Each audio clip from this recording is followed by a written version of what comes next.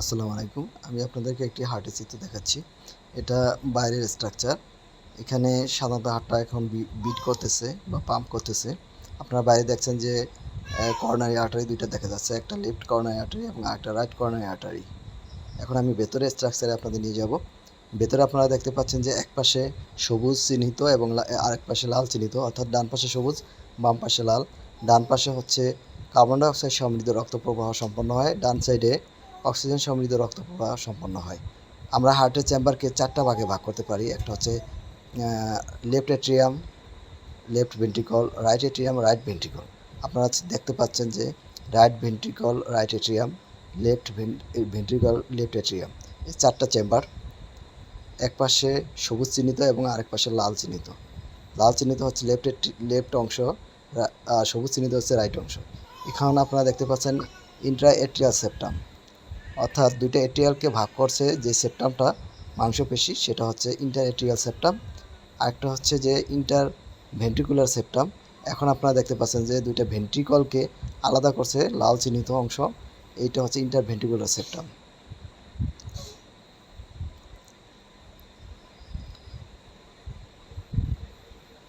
Inter ventricular septum, এখন আপনারা দেখতে পাচ্ছেন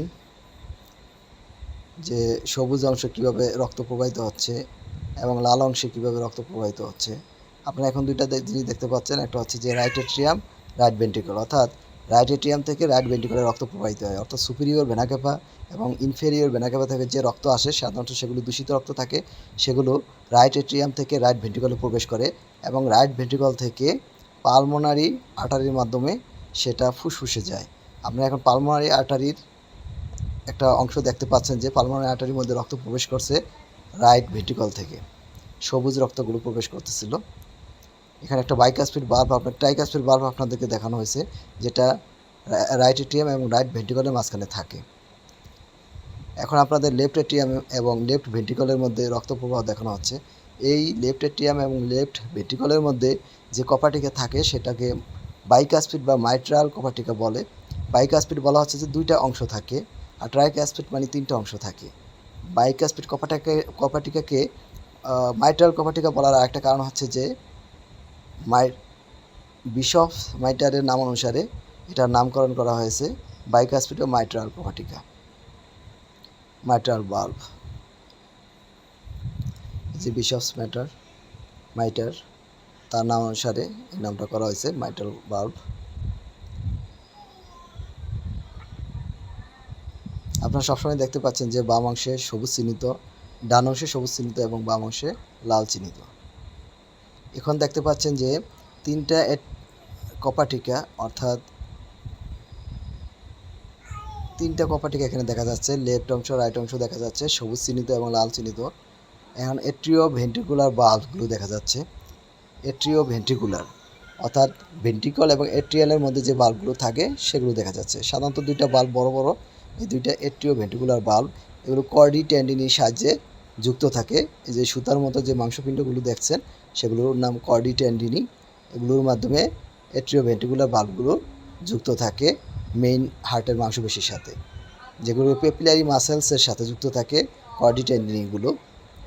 হ্যাঁ, কর্ডি টেন্ডিনিগুলো পেপিলারি মাসেলসের সাথে যুক্ত থাকে, যেগুলো হার্ট বাল্বের ওপেনিং এবং ক্লোজিং নিয়ন্ত্রণ করে থাকে, অর্থাৎ স্থিতিস্থাপকের মতো কাজ করে। কখনো সংকুচিত হয় এবং কখনো প্রসারিত হয়ে বাল্বের কাজকে সম্পন্ন করতে সাহায্য করে থাকে পেপিলারি মাসেলস। এখন আপনারা আবারও দেখতে পাচ্ছেন সবুজ অংশ এবং লাল অংশ, 2টার মাঝে এট্রিওভেন্ট্রিকুলার বাল্ব। এখন আপনারা দেখতে পাচ্ছেন পালমোনারি ট্রাঙ্ক, অর্থাৎ যেটার মধ্যে সবুজ বা দূষিত রক্ত প্রবেশ করে, সেখানেও একটা বাল্ব আছে, এটা পালমোনারি বাল্ব বলে। এই যে পালমোনারি বাল্ব, এটা দিয়ে সবুজ অংশের অর্থাৎ কার্বন ডাইঅক্সাইড সমৃদ্ধ রক্ত পালমোনারি ট্রাঙ্কে প্রবেশ করে। সেই পালমোনারি ট্রাঙ্ক হয়ে ফুসফুসে রক্ত যায়, সেখানে পরিশোধন হয়ে আস্তে আস্তে আবার লেফট এট্রিয়ামে রক্ত প্রবেশ করে। এখানে সেমিনুলার বাল্ব দেখানো হচ্ছে। সেমিনুলার বা অর্ধচন্দ্রাকৃতির কপাটিকা বলা হয়। এই অর্ধচন্দ্রাকৃতির কপাটিকা হচ্ছে 2টা বাল্ব, অর্থাৎ পালমোনারি বাল্ব এবং অ্যাওর্টিক বাল্ব। অর্থাৎ অ্যাওর্টার সামনে যে বাল্ব থাকে এবং পালমোনারি পালমোনারি আর্টারির সামনে যে বাল্ব থাকে, দুইটা বাল্বকে সেমিলুনার বাল্ব বা অর্ধচন্দ্রাকৃতির কপাটিকা বলে। আপনারা দেখতে পাচ্ছেন অর্ধচন্দ্রের মতো দেখা যাচ্ছে, এই জন্য এই দুইটাকে অর্ধচন্দ্রাকৃতির কপাটিকা বলে। এদের স্ট্রাকচার একই রকম, এই জন্য এদেরকে অর্ধচন্দ্রাকৃতির কপাটিকা বলে। ইংলিশে সেমিলুনার বাল্ব বলে।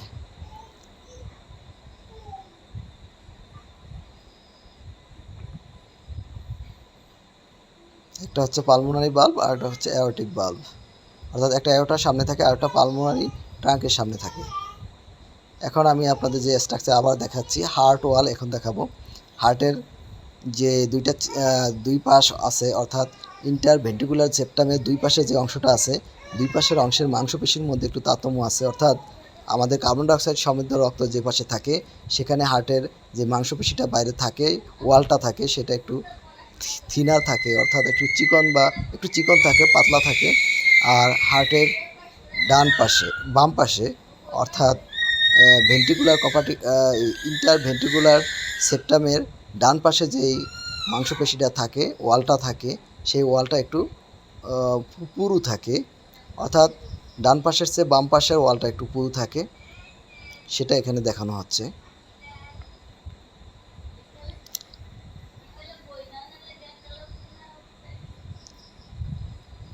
আপনারা দেখতে পাচ্ছেন হার্ট ওয়াল, ডান পাশ এবং বাম পাশের সাথে তুলনা করেন আপনারা।